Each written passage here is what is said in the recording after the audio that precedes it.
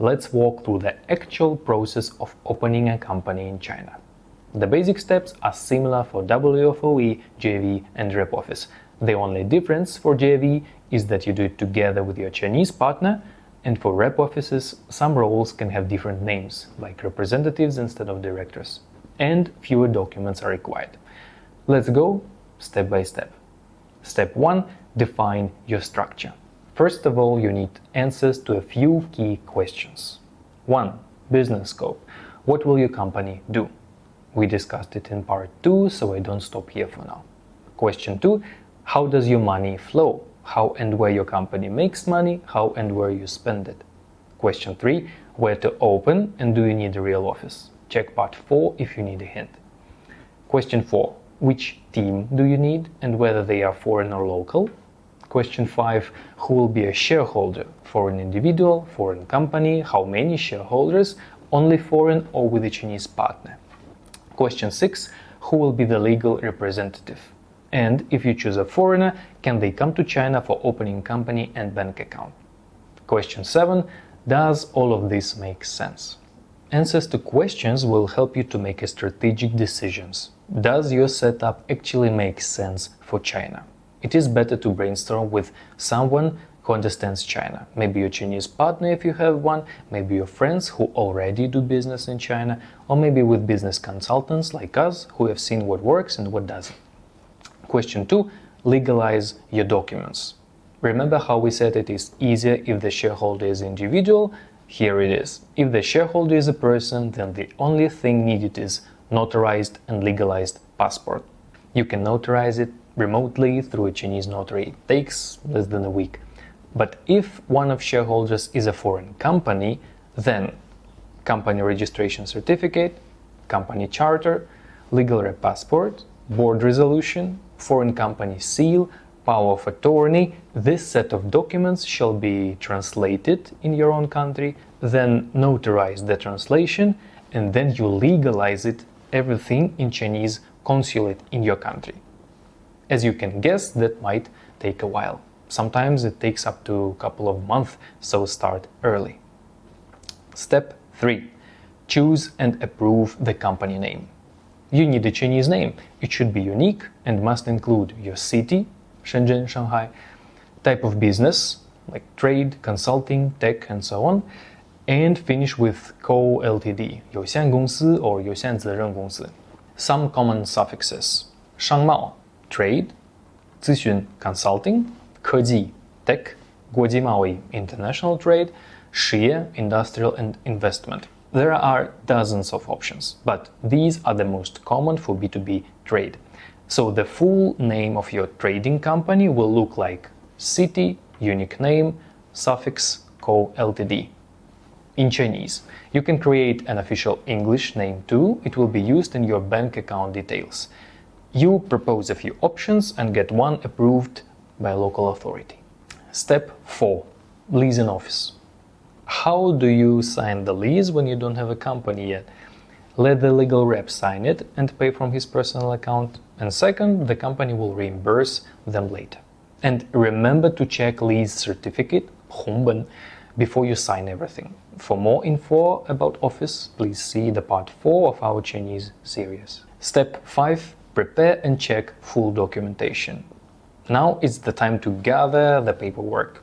Legalize documents of your shareholders, application form, company name approval, office lease agreement, board resolution appointing key roles, articles of associations, charter, information of the legal rep and the other key roles in your company, bank reference letter for corporate shareholder, 2 powers of attorney, and letter of commitment.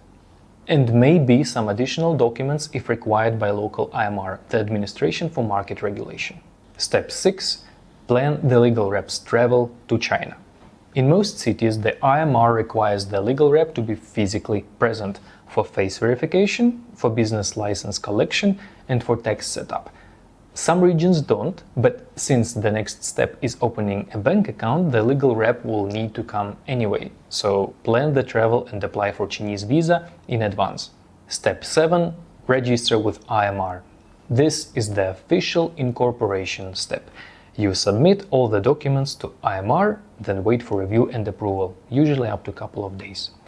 Important note here, when you have entities in shareholders, it is a very good practice to have their seal present in China too, because application forms update often and IMR will require it to be signed with the original seal. So once approved, you get your business license, and at this point your company exists. You can get your company seals, usually from the office called Kejang, inside or close to IMR building, and proceed with the next step. Step 8. Register with tax authorities.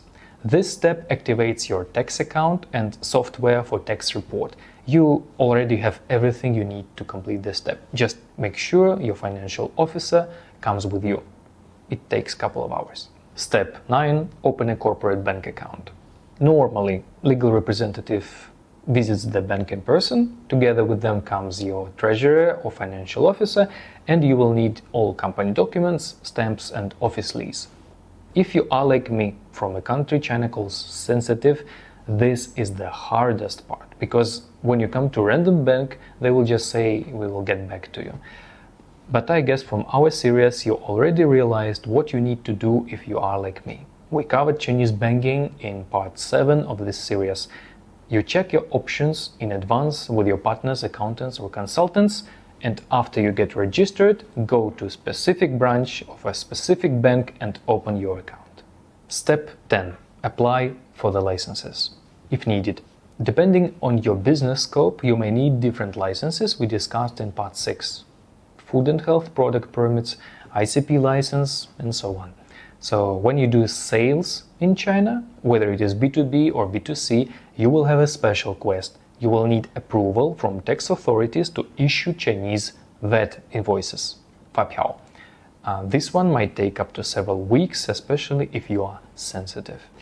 And there are some other authorities you will need to submit some filings. Social Security registration, Statistics Bureau registration, foreign investment filing, Chinese customs when you do import and export activities.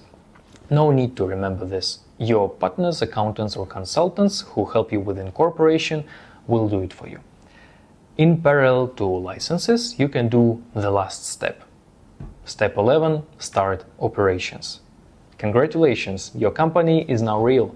Your limited company can sign contracts, hire staff, pay and receive money, and operate legally. And if you open an RO, you can start handling visas and expenses for your foreign staff. Final thoughts. Opening a company in China is not hard. The real challenge is to make it work. You know, since 2022, opening a company in China became very popular for founders from my country.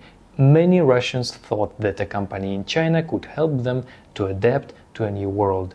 And I saw that in most cases it didn't work. Why?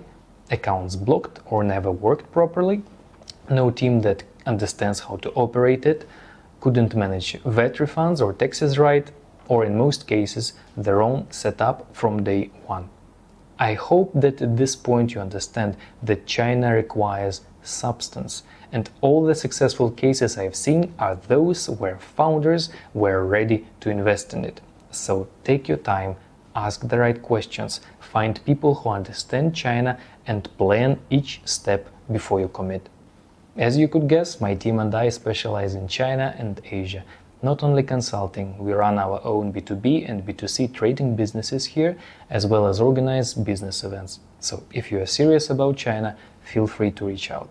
And for now, let me ask you something easy for you, but very important for me and my team. When you like the video and subscribe, YouTube shows it to more people like you, entrepreneurs who are interested in China. So thank you so much for supporting us. In the next video, we will break down which industries China sees as strategic and when the government may support your company. Subscribe to stay updated, and let's keep going.